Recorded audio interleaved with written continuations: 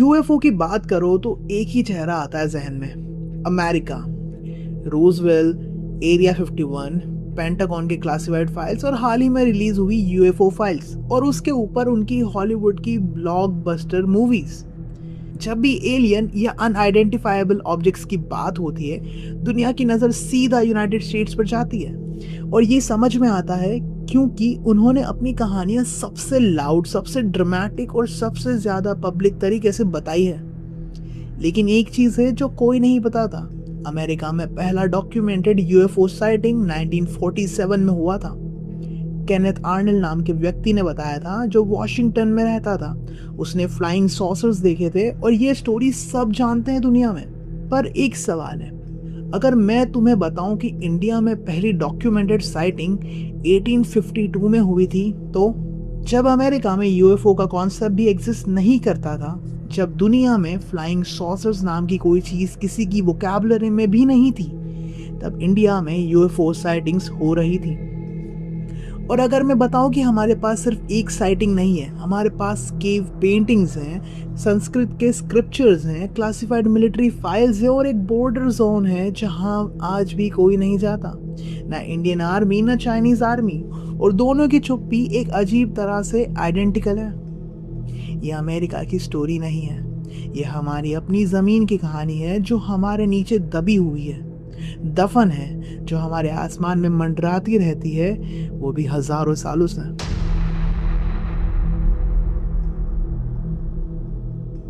Chapter 1, the first witnesses. साल 2014, छत्तीसगढ़ के Bastar district के एक सुनसान इलाके में, जिसके घने जंगल के अंदर आर्कियोलॉजिस्ट जे.आर. भगत और उनकी टीम कुछ ऐसी चीज से टकराती है जिसे देखकर उनके हाथ थम गए। एक के बाद एक कई गुफाओं के अंदर उन्हें ऐसी रॉक पेंटिंग्स मिली जो 10,000 साल से भी ज्यादा पुरानी है। पर इन पेंटिंग्स में वो नहीं था जो आमतौर पर ऐसी जगहों में मिलता है।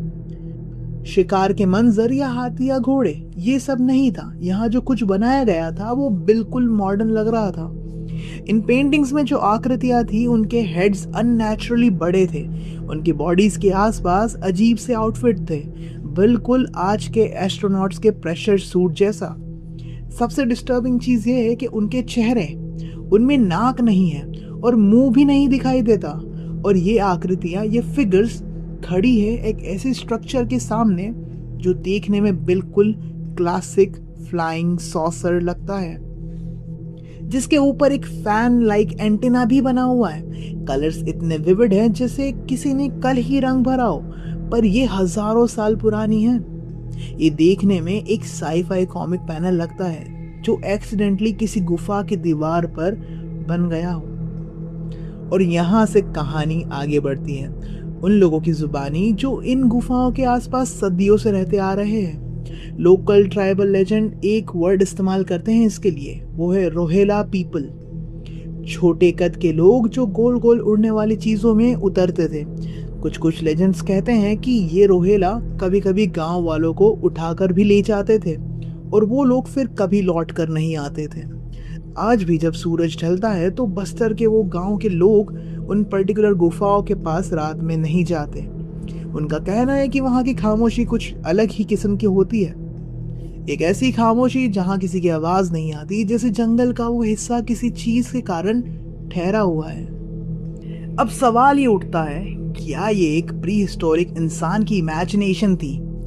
एक ट्राइबल आर्टिस्ट ने बोर होकर कुछ एलियंस बना दिए, या फिर उसने अपनी आंखों के सामने जो कुछ डायरेक्ट ऑब्जर्व किया उसे डॉक्यूमेंट करने की कोशिश की? ये सफेद रंग के सॉसर और ये प्रेशर सूट पहने हुए फिगर्स, क्या ये किसी ऐसी सच्चाई का पिक्टोरियल रिकॉर्ड है जिसे हम आज साइंस फिक्शन का नाम देकर अपनी नींद पूरी कर लेते हैं?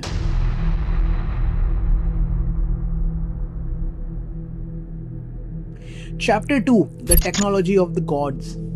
गुफा की अंधेरी दीवारों से अब हम उतरते हैं उन धुंधले कमरों में जहां हजारों साल पुराने तार पत्थरों के मैन्यूस्क्रिप्ट्स रखे हुए हैं। यहाँ जो लिखा है वो माइथोलॉजी के नाम पर हम सब ने सुना है, लेकिन क्या हो अगर वो माइथोलॉजी ना हो, बल्कि एक ऑब्जर्वर का टेक्निकल लॉग हो। हमारे एंशिएंट संस्कृत टेक्स्ट में, जैसे समरंगना सूत्रधार, जिन्हें आप धर्म ग्रंथ समझते हैं, उनमें विमान नामक उड़ने वाला रथ का विविध डिस्क्रिप्शन है। और यहाँ डिस्क्रिप्शन सिर्फ सोने का रथ नहीं है, ये एक मल्टी डेक्ड मेटेलिक स्ट्रक्चर जो एक जगह से दूसरी जगह, एक प्लैनेट से दूसरे प्लैनेट तक जा सकता था। इनमें लिखा हुआ मिलता है कि विमान इतनी तेजी से रोशनी के रथ की तरह आकाश में मूव करते थे, और ये भी लिखा हुआ है कि वो युद्ध के दौरान आसमान से आग भी बरसा सकते थे। और सिर्फ यही नहीं, इन्हें देखकर लगता था जैसे एक डिटेल्ड मिलिट्री एयरक्राफ्ट का स्पेसिफिकेशन लिखा गया हो। और फिर आता है वो सबसे कंट्रोवर्शियल मैन्युस्क्रिप्ट, वैमानिका शास्त्र। अब इसकी कहानी और भी अजीब है। ये टेक्स्ट 20वीं सेंचुरी में एक साधु द्वारा डिक्टेट किया गया था, जिनका कहना था कि ये उन्हें एक डीप मेडिटेटिव ट्रांस में प्राप्त हुआ, और ये एक्चुअल में एक प्राचीन मैनुअल का ट्रांसक्रिप्शन है। इसमें है विमान के ब्लूप्रिंट्स, उनके फ्यूल के मिक्सचर्स, उनके पायलट के कपड़ों की डिटेल्स। कुछ इंडिपेंडेंट रिसर्चर्स, जिन्हें मेन स्ट्रीम लोग हाथ भी नहीं लगाते, आज भी दावा करते हैं कि इसमें जो प्रोपल्शन प्रिंसिपल्स का जिक्र है वो मॉडर्न आयन प्रोपल्शन से ईरिली सिमिलर है। क्रिटिक्स इसका मजाक उड़ा देते हैं, साइंस इसे मियर वैदिक साइंस फिक्शन का नाम देता है, और बात खत्म कर दी जाती है।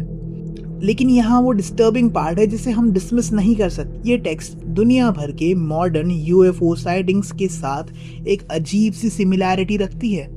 आसमान में दिखने वाली मेटेलिक ऑब्जेक्ट्स, तेजी से डायरेक्शन बदलती हुई लाइट्स, आग के गोले, इंटरकॉन्टिनेंटल ट्रैवल की ऐसी स्पीड जिसका कोई हिस्टोरिकल लॉजिक नहीं बनता। तो कुछ लोग अब ये क्वेश्चन उठा रहे हैं, क्या हमारे देव या असुर वास्तव में सुपर एडवांस बीइंग्स थे? क्या एंशिएंट इंडिया एक्चुअली उनके लिए एक ऑपरेशनल बेस था, या जैसे कुछ डार्कर थियरीज कहती है, एक जेनेटिक लेबोरेटरी जहां उन्होंने अपनी स्पीसीज के हाइब्रिड्स क्रिएट करने की कोशिश करी? ये वो सवाल है जो हमारी हिस्ट्री बुक्स ने इंटेंशनली अनआंसर्ड छोड़ दिए हैं।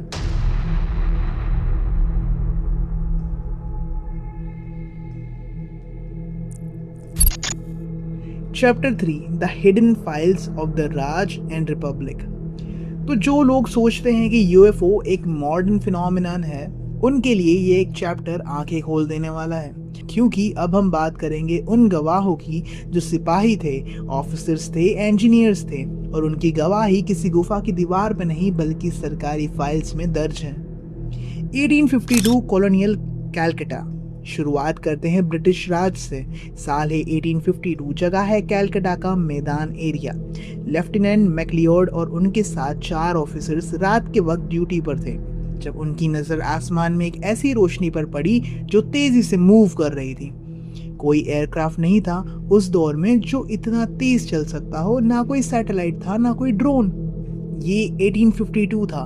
उन्होंने ऑफिशियली रिपोर्ट फाइल करी, और उस रिपोर्ट का कंक्लूजन क्या लिखा गया? Rare natural phenomenon. ये वही पहला डॉक्यूमेंटेड मोमेंट था जब किसी इंडियन सॉइल पर अनएक्सप्लेन्ड एरियल ऑब्जेक्ट को बस नेचुरल फिनोमिनन का टैग देकर टाल दिया गया। द फर्स्ट ऑफिशियल डिसमिसल, पर वो आखिरी नहीं था। अब बात करते हैं 1947 नयागढ़ ओडिशा की। अब आते हैं एक ऐसे वक्त पर जब देश आज़ादी की दहलीज पर खड़ा था। पार्टीशन की आग, राजाओं की रियासतों का विलय, पॉलिटिकल केओस, और इसी शोर शराबे के बीच मई 31, 1947 को ओडिशा के नयागढ़ डिस्ट्रिक्ट में कुछ ऐसा हुआ जिसको नेशनल हेडलाइंस बनाना चाहिए था, पर नहीं बन सका। एक स्पेस क्राफ्ट रिपोर्टेडली लैंड करता है। 2 लोकल लोग जिनकी जुबानी ये कहानी आज भी सुनाई जाती है, उनको उसके अंदर बुलाया जाता है, उन्हें एक टूर दिया जाता है, और जो बींग्स उन्हें दिखते हैं उनका डिस्क्रिप्शन है यंत्र पुरुष, robot like creatures, metallic body थी, अननेचुरल मूवमेंट्स थे। ये कोई माइथोलॉजी नहीं है, ये एक फर्स्ट हैंड एनकाउंटर अकाउंट है जो 60 साल तक सिर्फ एक लोकल आर्ट फॉर्म के थ्रू जिंदा रखा गया। पट्टचित्र पेंटिंग्स। उन आर्टिस्ट ने इस एनकाउंटर को अपने कैनवस पर उतारा और पीढ़ी दर पीढ़ी आगे बढ़ाया, लेकिन नेशनल लेवल पर खामोशी रखी गई। पर ऐसा क्यों हुआ? क्योंकि कुछ रिसर्चर्स का मानना है कि पार्टीशन और इंडिपेंडेंस के केओस ने इस स्टोरी को डिलिबरेटली इक्लिप्स कर दिया, या शायद किसी ने डिलिबरेटली इक्लिप्स होने दिया।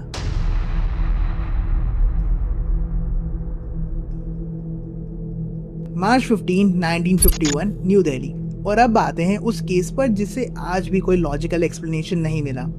15 मार्च 1951 सुबह के 10 बजे करीब 20 मिनट्स, दिल्ली फ्लाइंग क्लब जो अब सफदरगंज एयरपोर्ट है। मौसम एकदम साफ था, आसमान में एक metallic cigar shaped object appear होता है वहां पर, जिसका अप्रोक्सीमेट साइज है 100 फीट। और इसे देखने वाले सिर्फ आम लोग नहीं थे, 17 से 20 लोगों ने इसको देखा था, जिसमें खुद फ्लाइंग क्लब का चीफ एरियल इंजीनियर जॉर्ज फ्लोएट मौजूद था। उन्होंने जो रिपोर्ट किया वो चिलिंग है। ऑब्जेक्ट के पीछे से व्हाइट एग्जॉस्ट निकल रहा था, जो तेजी बढ़ाने पर ब्लैक स्मोक में बदल गया। और जब फ्लोएट ने उसका स्पीड कैलकुलेट करने की कोशिश करी तो फिगर आया 1200 माइल्स पर आवर से भी ऊपर। उस दौर की सबसे एडवांस ब्रिटिश वेम्पायर जेट की क्रूजिंग स्पीड 3 गुना से भी कम थी इस ऑब्जेक्ट की स्पीड से। ये चीज 7 मिनट तक आसमान में रही, सबके सामने, और फिर गायब हो गई। कोई आवाज नहीं आई, कोई सोनिक बूम नहीं, सिर्फ खामोशी। ये वो केस था जिसे खुद यूएस एयरफोर्स की प्रोजेक्ट ब्लू बुक ने अनआइडेंटिफाइड डिक्लेयर किया। अनआइडेंटिफाइड यानी वो मान गए कि हम नहीं जानते ये क्या था। और फिर क्या हुआ? कुछ भी नहीं। फाइल्स बंद हो गई, न्यूज साइकिल आगे बढ़ गई। 1951 के दिल्ली के आसमान में जो 7 मिनट के लिए एक इम्पॉसिबल चीज मंडराई थी, उसे इतिहास के कचरे के ढेर में फेंक दिया गया। और डिस्टर्बिंग बात यह है कि इंडिया अकेला नहीं था। ब्राजील में कोलारिस फ्लैप, जहां लोगों के बॉडी से अजीब रेडिएशन बर्न्स रिपोर्ट हुए। सोवियत रशिया का पेट्रोजावोत्स फिनोमेना, जहां पूरा शहर एक ग्लोइंग ऑब्जेक्ट के नीचे थम गया। अमेरिकन न्यूक्लियर मिसाइल बेसिस के ऊपर मंडराते हुए अनआइडेंटिफाइड ऑब्जेक्ट्स, जिन्हें मिलिट्री पर्सनल्स ने अपनी आंखों से देखा। कोई वर्ल्ड वाइड पैटर्न था जो साइलेंटली अनफोल्ड हो रहा था, और उसका एक क्रूशियल चैप्टर इंडिया की सरकारी फाइल्स के अंदर दब कर रह गया।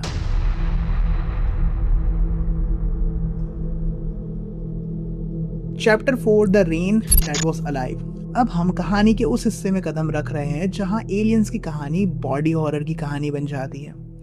ये वो मोड़ है जहां यूएफओ आसमान से नहीं उतरता, वो बारिश के साथ टपकता है। वो आपकी त्वचा पर निशान छोड़ जाता है और उसका कोई चेहरा नहीं होता। बात है केरला में 2001 की, जब केरला में द रेड रेन नाम का फिनोमेनन हुआ। एकदम साफ आसमान था और अचानक बारिश शुरू हो गई, लेकिन पानी नहीं, खून जैसा लाल पानी निकला। केरला में जुलाई 2001 से सितंबर 2001 तक 2 महीने तक आसमान से लाल बारिश गिरती है। लोगों के कपड़े लाल हो गए, कुएं का पानी भी लाल पड़ गया, पेड़ों से भी लाल पानी टपक रहा था। लोग डर गए थे, मंदिरों में जा रहे थे, कुछ ने सोचा दुनिया खत्म होने वाली है। पहला एक्सप्लेनेशन आया अरेबियन पेनिनसुला से उठने वाली धूल, लेकिन फिजिसिस्ट गॉडफ्रे लुईस ने जब इस पानी को माइक्रोस्कोप के नीचे रखा, उन्होंने जो देखा वो साइंस की समझ के बाहर था। इस लाल पानी में मौजूद थे लिविंग सेल्स, बायोलॉजिकल सेल्स जो रेप्लिकेट करते थे, ग्रो करते थे, लेकिन उनमें डीएनए नहीं था। मैं दोहरा रहा हूँ, नो डीएनए। दुनिया की हर जानी हुई लाइफ फॉर्म का बेसिक ब्लूप्रिंट।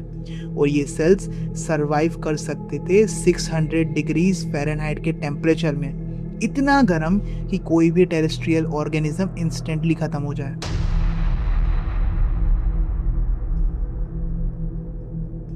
अब ऑफिशियल कंक्लूजन क्या था? कुछ ने कहा एलियन स्पोर्स, कुछ ने कहा कॉमेट डिब्रीज, लेकिन डार्कर फोरम्स पर एक थियरी अभी भी सर्कुलेट कर रही है। ये कोई रैंडम इवेंट नहीं था, ये एक फर्स्ट वेव था, एक इनिशियल बायोलॉजिकल इंजेक्शन, एक टेस्ट ये देखने के लिए कि क्या हमारी बायोस्फीयर उनके माइक्रोबियल लाइफ को एक्सेप्ट कर सकती है या नहीं। एक स्लो इनविजिबल टेराफॉर्मिंग प्रोसेस, और अगर ये सही है तो इसका मतलब है कि कोई silently, patiently, cell by cell हमारी दुनिया को रिप्लेस कर रहा है, और हम उसे वियर्ड वेदर का नाम दे रहे हैं।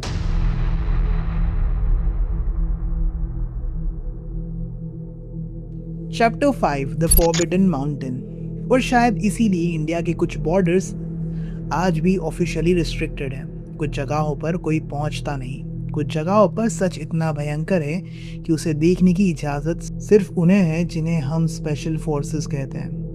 ऐसी ही एक जगह है कोंका ला। लद्दाख के ऊंचे हिमालयाज में इंडिया और चाइना के बीच एक डिस्प्यूटेड बॉर्डर पास है। ये वो इकलौता स्ट्रेच है पूरे 4000 किलोमीटर के बॉर्डर पर जहां ना इंडियन आर्मी पेट्रोल करती है ना चाइनीज पीएल है। दोनों देशों की आर्मीज के बीच एक अनस्पोकन एग्रीमेंट है, वहां मत जाओ। लोकल्स और दोनों तरफ के फौजियों की रिपोर्ट सेम पैटर्न दिखाती है। रात के वक्त साइलेंट ग्लोइंग ट्रायंगुलर ऑब्जेक्ट्स जमीन के अंदर से आसमान की तरफ जाते हुए दिखते हैं, बिल्कुल खामोशी से, और फिर वो आसमान में ही गायब हो जाते हैं।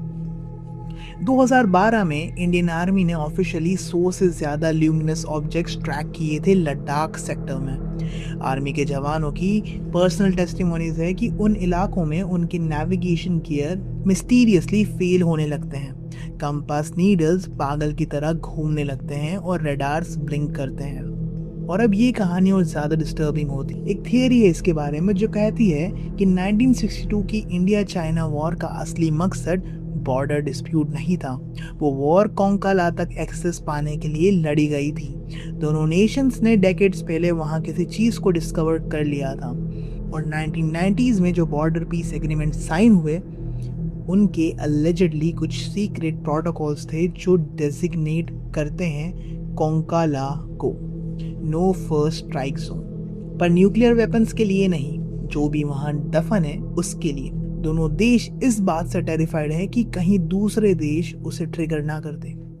2014 वेस्ट बंगाल के एक फ्रीलांस आर्कियोलॉजिस्ट उन्होंने बाराबर हिल्स बिहार के पास एक नए कॉम्प्लेक्स की इन्वेस्टिगेशन शुरू करी। उनका फाइनल कम्युनिकेशन एक ईमेल था जिसमें उन्होंने लिखा था कि उन्हें ऐसी इंस्क्रिप्शंस मिली है जहां gods who could manipulate the fabric of reality के बारे में लिखा है, और स्कीमेटिक्स मिले हैं एक ऐसा डिवाइस के जो डोर्स बिटवीन द वर्ल्ड्स को खोल सकते हैं। उनका आखिरी मैसेज था, they know I have found it, don't let them bury it. फिर वो गायब हो गए। इंडिपेंडेंट जर्नलिस्ट के इन्वेस्टिगेशन का कंक्लूजन कुछ नहीं निकला। उन्हें आखिरी बार अनमार्क्ड व्हीकल्स में कुछ अनआइडेंटिफाइबल पर्सनल के साथ साइट से दूर ले जाते देखा गया था। कोई ऑफिशियल रिकॉर्ड नहीं है, कोई सर्च ऑपरेशन नहीं, सिर्फ खामोशी।